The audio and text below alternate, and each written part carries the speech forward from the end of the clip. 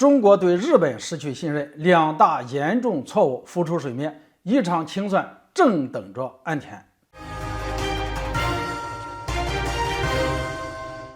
大家好，我是肖印华。日本在错误的道路上越走越远，与中国为敌没有好下场。自去年日本通过新版国安战略后，中日关系再次受到负面冲击。国家安全保障战略作为日本安保领域最高级别的文件，公然夹带针对中国的内容，代表日本正将自己置于中国的对立面。对于这一改变，日本方面给出的理由是安全环境的变化，而中国就是造成这一变化的根源。所以日本便以此为借口，除了大肆提高防卫和威慑能力，还趁机提高反击能力。除此之外，也试图颠倒黑白，频繁渲染来自中国的军事威胁。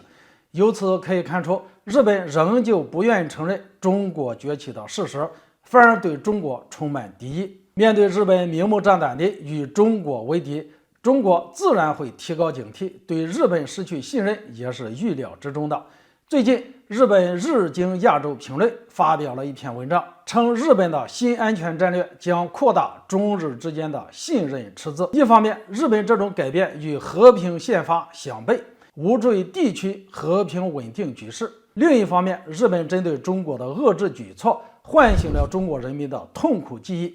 毕竟，日本帝国主义对中国所犯下的罪行罄竹难书，是人类历史上最黑暗的一页。不过，日本对中国远交近攻，也让日本政府的两大严重错误浮出水面。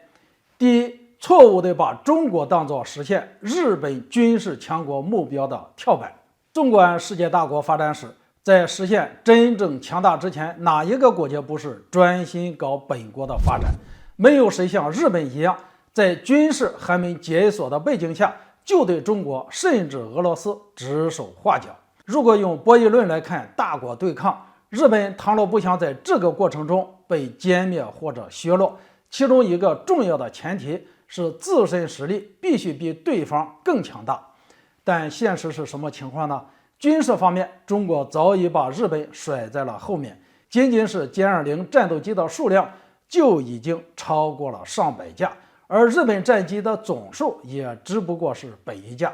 更不用说中国还有其他先进武器装备。在经济方面，中国已经成为全球第二大经济体，日本则排行第三。航空航天技术方面，中国已经拥有自己的火箭、载人宇宙飞船和空间站，这些都是日本所不具备的。所以日本妄图把中国当作跳板，和美国狼狈为奸，针对中国进行围堵，实际上就是最大的战略错误。中国是日本搬不走的邻居，但是美国可不会一直给日本撑腰，